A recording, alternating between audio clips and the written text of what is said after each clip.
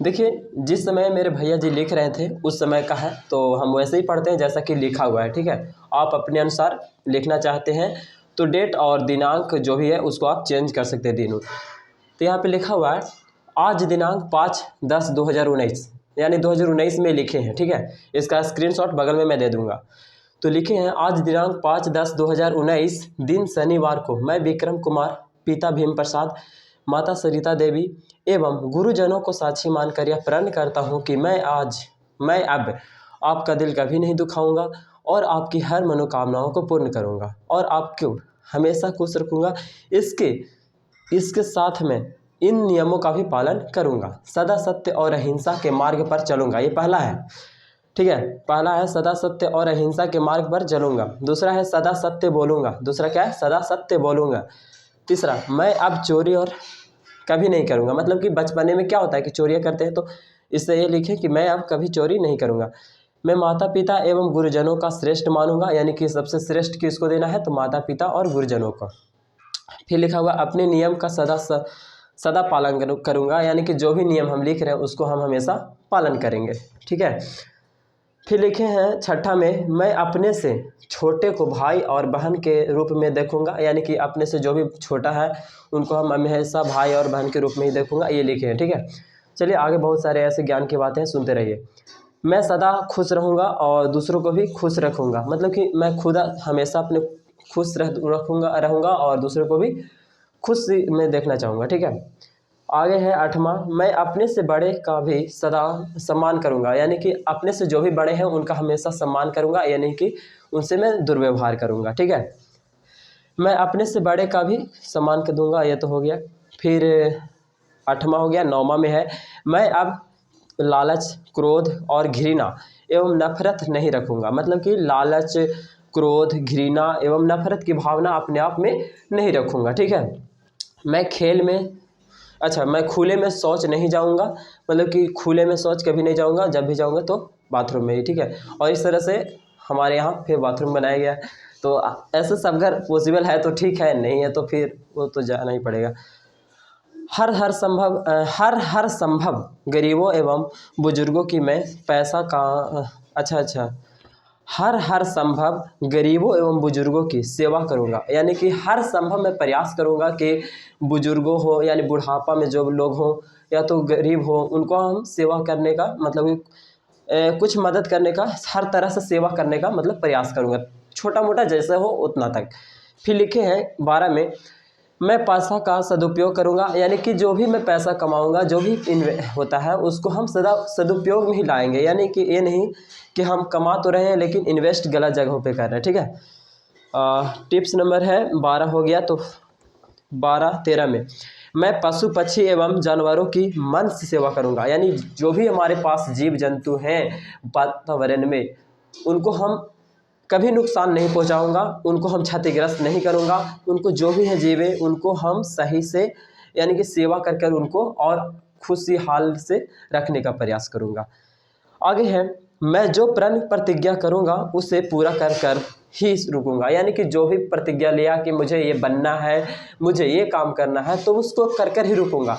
ये नहीं कि बीच में कह दिया अब नहीं होगा, अब मुझसे तो होगा ही नहीं, मतलब हार मानना नहीं है, जब तक पूरा ना हो तब तक हार नहीं मानना है। आगे है 15वां में मैं व्यर्थ में समय नहीं गवाऊंगा, यानी कि जो समय होते हैं आजकल समय का ही तो सब ज़्यादा वैल्यू होता है, ज़्यादा कीमत होता है, तो समय का सदुपयोग करूंगा, कभी भी दुरुपयोग नहीं करूंगा, ठीक है। आगे है गुरु एवं मित्रों की बातों का पालन करूंगा, यानी कि जो मेरे गुरु जी कहेंगे या तो फिर मेरे दोस्त लोग कहेंगे उनकी बातों पर बात विचार करूंगा कि आखिर सही है, और पालन भी करूंगा, यानी कि बात विचार करने की लायक नहीं, वो जो सही है गुरु तो जो भी बोलता है बात लगभग सही बोलता है, तो उसको पालन करूंगा डायरेक्टली, ठीक है। मैं गुस्से से काम ना करके धैर्य से काम करूंगा, यानी कि मैं क्रोध ना करके गुस्सा से काम ना करके धैर्य से काम लूंगा कि जो भी काम है उसको ही करना है, तो बस करना ही है तो करना है, धैर्य से काम करूंगा। आगे है 16 में मैं अब आलस नहीं करूंगा और सदा समय पर जाग अपने कार्य पर ध्यान दूंगा, यानी कि समय को देखते हुए अपने कार्य को सुचारू रूप से जारी रखूंगा और समय से जागूंगा और अपने कार्य में लग जाऊंगा, यानी कि टाइम इन्वेस्ट कम करूंगा। ठीक है, आपको समझ में आ ही रहा होगा। जान जाए पर वचन न जाए, इसका सदा पालन करूंगा, यानी कि इस नियमों को पालन करते करते अगर किसी कारणवश कि अगर मेरी जान भी चले जाए तो उसमें कोई दिक्कत नहीं है, क्योंकि सबको एक दिन तो डेथ होना ही है, ये सबको जानता है। ठीक है, तो काम करते करते अगर जान भी चला जाए, इस नियमों को पालन करते करते जान भी चला जाए तो कोई दिक्कत नहीं है। ठीक है, समझ में आ रहा है? इस तरह से लिखा गया है और ये मेरे भैया लिखे हैं, आप सभी अच्छे से जानते हैं। मैं जहाँ भी रहूँगा वहाँ का वातावरण एवं आसपास के जगह को साफ रखूँगा, यानी कि मैं जहाँ भी रहूँगा वहाँ पे वातावरण बोले तो साफ़ सफाई में जो भी माहौल है वो उसको हम अच्छे से रखेंगे। बोल चाल हो या तो फिर आप किसी तरह से भी साफ़ सफाई का देखूँगा, ध्यान दूँगा काफ़ी ज़्यादा। ठीक है, क्योंकि जैसा वातावरण रहता है और मनुष्य भी उसी तरह से ढल जाते हैं। ठीक है, आगे है, मैं हमेशा देश की उन्नति के लिए कार्य करूंगा, यानी कि कुछ लोग होते हैं जो सिर्फ अपने के लिए कार्य करते हैं, लेकिन अपने के साथ साथ देश के लिए भी कार्य करूंगा, और ये वैसा लिखा हुआ है। ठीक है, और इसको हमें सभी को मानना चाहिए, ऐसा नहीं कि मेरे भैया लिखा है तो मेरे भैया कोई रूल मानना चाहिए। इस रूल को मैं मानता हूँ तो आप सभी को भी मानना चाहिए। आगे सुनिए, अभी 30 सभी टोटल 30 लिखे हुए हैं। ठीक है, रूल 30, तो हम 20 में आ गए हैं। मैं हर दिन 8 से 10 घंटे तक पढ़ाई करूँगा। देखिए, आप अगर स्टूडेंट हैं तो 8 से 10 घंटा पढ़ाई करना भी ज़रूरी होता है, अगर कम से कम नहीं तो आप ज़्यादा पढ़ना चाहते हैं तो ज़्यादा ही पढ़ सकते हैं, कम पढ़ना चाहते हैं तो कम भी पढ़िए। लेकिन हाँ, जो भी पढ़ाई करिए कॉन्फिडेंसी के साथ पढ़िए, यानी कि पूरा फोकस पढ़ाई पे होना चाहिए, इस तरह से पढ़ाई करिए। और 8 से अगर 10 घंटा पढ़ते हैं तो आपका बेहतर रिजल्ट आने के चांसेस है। अगर आप 8 से 10 घंटा से कम पढ़ाई करते हैं तो भी बेहतर रिजल्ट आएगा, लेकिन हाँ, आपको अच्छे से पढ़ाई करनी होगी।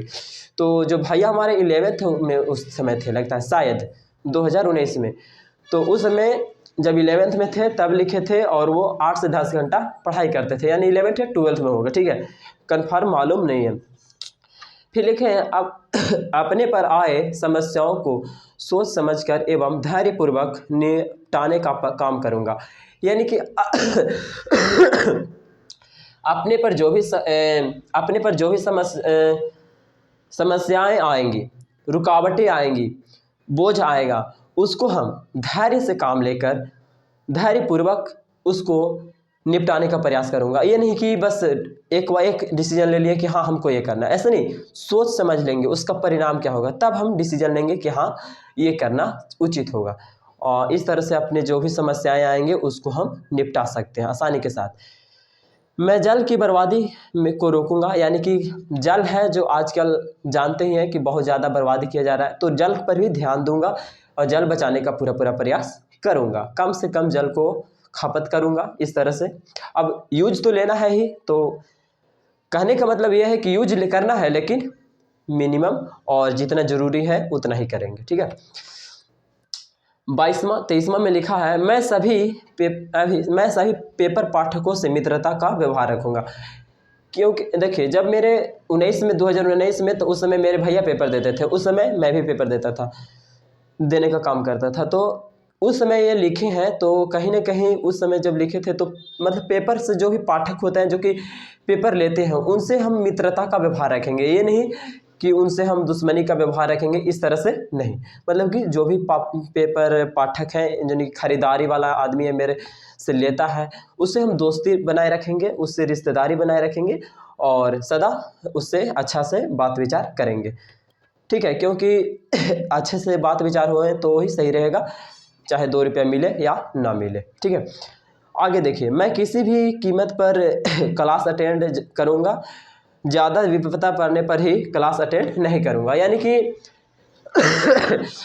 कुछ भी हो जाए, मतलब कि हर एक दिन अपना क्लास जो भी है पढ़ाई के बारे में, वो अपना पढ़ाई देना ही देना है। मतलब हर दिन पढ़ने जाना है तो जाना है, एक दिन भी कोचिंग या स्कूल या तो जो भी जहाँ पे भी पढ़ते हैं, भैया तो एक्चुअली कोचिंग में पढ़ते थे, कॉलेज में, तो पूरा अटेम्प्ट करना है तो करना है, इस तरह से लिखे हैं। और इस तरह से आपको भी मानना चाहिए कि आप कहीं भी पढ़ाई करते हैं तो आपको अटेम्प्ट करना है, क्लास तो करना है। अगर ज़्यादा भी पता आ जाती है कि नहीं, अब उससे ज़्यादा वो है काम, तो उसको भी देखना ज़रूरी है, तो उससे छोड़ सकते हैं, ठीक है।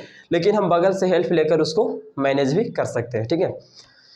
आगे है, मैं अपने पेपर ये तो हो गया था, मैं अपने जिससे ज़्यादा, हाँ यहाँ पे थे, मैं अपने पेपर मित्र को से भी खुश मैं अपने पेपर मालिकों को भी खुश रखूँगा। यानी कि ज़्यादा ज़रूरी होता है कि क्या होता था ना दिक्कतें, कि जब हम पेपर खरीदते थे तो थोड़ा-सा अपने के बारे में सोचते हैं, तो दूसरा कहीं न कहीं उसको ये लगता है कि बस ये स्वार्थ के लिए जीता है। ऐसा सभी को होता है, मैं अपने आप के लिए नहीं बोल रहा, सभी के लिए बोल रहा हूँ कि अपने के लिए कोई जीता है तो सभी को स्वार्थ लगता है। तो कहीं न कहीं हम जो थे वो अपने के लिए ना सोचकर दूसरे के लिए, यानी कि जहाँ से पेपर खरीदते थे उसको भी खुश रखने का प्रयास किया जाए। यानी कि उनको अगर पैसा चाहिए तो देना है। मतलब कि हमारे कहने का मतलब, ये भैया का लिखने का मतलब है कि पेपर जहाँ जिसको देते हैं उसको भी खुश रखा जाए, जहाँ से लेते हैं उसको भी खुश रखा जाए, ठीक है। चाहे 2 रुपया हमको फ़ायदा हो या तो 2 रुपया, एक जगह घाटा भी हो जाए तो कोई दिक्कत नहीं है। लेकिन हाँ, हमेशा घाटा नहीं होना चाहिए अगर कोई काम करते हैं तब, ठीक है। आगे है, मैं अपने स्वास्थ्य पर भी ध्यान दूंगा, यानी कि अपने हेल्थ ही पर भी ध्यान दूंगा। ऐसे ही बोला जाता है हेल्थ इज़ वेल्थ, स्वास्थ्य ही धन है। तो अपने स्वास्थ्य पर भी ध्यान दूंगा, यानी कि स्वास्थ्य है तो भी आप आगे चलकर और से बेहतर काम कर सकते हैं, ठीक है। तो भैया का लिखने का मतलब था कि मैं अपने स्वास्थ्य पर ध्यान दूंगा, यानी कि अपने शारीरिक हेल्थ ही पर ज़्यादा फोकस करूँगा, तभी तो अच्छे से अच्छे डिसीजनें ले पाऊँगा, सभी नियमों को पालन कर सकूँगा, है ना। आप सोच सकते हैं, मैं ज़्यादा से ज़्यादा हो सके कि पढ़ने वाले छात्र एवं छात्राओं को ग्रुप में पढ़ने की सलाह दूंगा। यानी कि भैया जो थे उस समय भी ट्यूशन क्लास करवाते थे, तो इनका कहना था कि मैं ज़्यादा से ज़्यादा जो पढ़ने वाले विद्यार्थी हैं उनको हम एक ग्रुप बनाकर एक में जोड़कर पढ़ाने का प्रयास करूँगा। उस तरह से हमारे गांव में एक 2 बोर्ड लिए थे, बहुत बड़ा बोर्ड, और उस समय फ्री ट्यूशन चालू किए थे हमारे भैया गांव में। और उस समय ही हमें याद है कि उस समय हम भी पढ़ाते थे। उस समय क्लास 8 में मैं पढ़ता था, तो मैं खुद भी पढ़ाता था थोड़ा बहुत, और बहुत सारे बच्चे आए थे, लेकिन फिर चला नहीं अच्छे से, क्योंकि हमें भी अपना ही पढ़ाई देखना पड़ता था, प्लस में पेपर का भी काम था, और फिर शाम को बच्चों को भी पढ़ाना, प्लस में घर का भी काम देखना होता था, ठीक है। तो इस कारण से ट्यूशनें नहीं चले। और गांव में होता है ये कि गांव के बच्चे पढ़ाई पे बहुत ही कम ध्यान देते हैं, ठीक है। और उनके गार्जियन भी बच्चों के प्रति सीरियसली नहीं होते हैं, यानी कि बोला जाए साफ साफ तो माता पिता भी शायद ये नहीं चाहते कि हमारा बच्चा पढ़ लिख के कुछ कर पाए, या तो फिर मेरा बच्चा पढ़े। ऐसा पढ़ाई के बारे में उस तरह से सोच होता नहीं है, ठीक है। तो माता पिता भी उतना सोचे नहीं। और हमारे गांव जो है वो सबसे नीचे के, मतलब कि नहीं होता कैटेगरी जाति, तो सबसे नीचे जाति के लोग रहते हैं हमारे गांव में, ठीक है। तो उसके कारण बस भी हमारे गांव के जो लोग हैं वो इतना पढ़ाई पर प्रति सीरियसली नहीं है। मतलब कि हमारे गांव में जाइएगा तो बहुत ही कम ही लोग पढ़े मिलेंगे, और पढ़े तो लोग कम ही मिलेंगे, ये भी बात सही है। और वहाँ पे ये है कि पढ़ने वाले जो बच्चे हैं ना, वो गांव में ही रह के किसी तरह से 10th कर लेते हैं और उसके बाद अपना काम में लग जाते हैं, ठीक है। यानी कि आगे पढ़ाई रोक देते हैं किसी कारण, बस या तो पैसा की दिक्कत या तो फिर और किसी तरह से दिक्कतें होती रहती है। तो समझ सकते हैं आपके साथ भी हो रहा होगा, ठीक है। आगे देखिए, आगे लिखा हुआ है, मैं किसी भी शब्द का शब्द या अंक अथवा अक्षर मैं किसी भी शब्द का अंक अथवा अक्षर को रटने के अलावा समझने का प्रयास करूंगा। ये सही बात है। किसी भी चीज़ को आपको HW मिला हो, आप स्टूडेंट हैं और किसी चीज़ को आपको याद करने के लिए मिला हो, तो आप रटने से ज़्यादा उसको समझने का प्रयास करिए। क्योंकि रटिएगा 2 घंटा और हो सके याद भी ना हो, लेकिन अगर आप समझिएगा तो मात्र 5 मिनट में उस सारे क्वेश्चन के आंसर को आप समझ के बोल सकते हैं, है ना। तो ये ईजिली है, यानी कि आसान है। आप रटने के बजाय, किसी भी अंक या अक्षर को रटने के बजाय उसको समझकर याद करने का प्रयास करें। इससे आपको ये होगा कि आप समझ गए हैं तो उसको आप एक जगह नहीं हज़ारों जगह जाकर बोल सकते हैं। लेकिन रट गए तो क्या, एक जगह तो बोल दीजिएगा, लेकिन हो सके दूसरा जगह गए तो आप भुला जाइएगा। और रट गए हैं तो एक ही चीज़ को बोलिएगा, लेकिन अगर समझ गए हैं तो एक ही चीज़ को आप तरह तरह से बोल सकते हैं, समझ रहे हैं। तो ये है रटने से और समझने में फ़ायदा। तो रटने से अच्छा है कि आप समझने में विश्वास रखिए और समझने का प्रयास करिए। आगे है, मैं हमेशा ऊपर उठने का प्रयास करूँगा, यानी कि कभी भी अपनी जो गरीबी रेखाएं हैं उसको पार करने का प्रयास करूँगा, यानी कि ऊपर उठने का हमेशा प्रयास करूँगा। ये नहीं कि ऐसा कार्य कर दूंगा कि नीचे ही धंस जाऊं, और तो वैसा नहीं करूंगा, हमेशा ऊपर से ऊपर उठने का प्रयास करूंगा, ठीक है। आगे लिखा हुआ लास्ट है, मैं नेक एवं नेक एवं इंसानियत की राहों पर चलूंगा और मैं जो भी काम करूंगा वो देश की भलाई के लिए ही करूंगा, ठीक है। यानी कि लास्ट में लिखा हुआ, मैं नेक एवं इंसानियत की राहों पर चलूंगा, यानी कि जो भी अच्छे राह है, अच्छे रूल हैं, उसको फॉलो करते हुए आगे बढ़ूंगा और मैं अपने देश का नाम, देश के भलाई के लिए काम करूंगा, अपनी देश के लिए ही काम करूंगा, जिससे हमारे देश की विकास हो।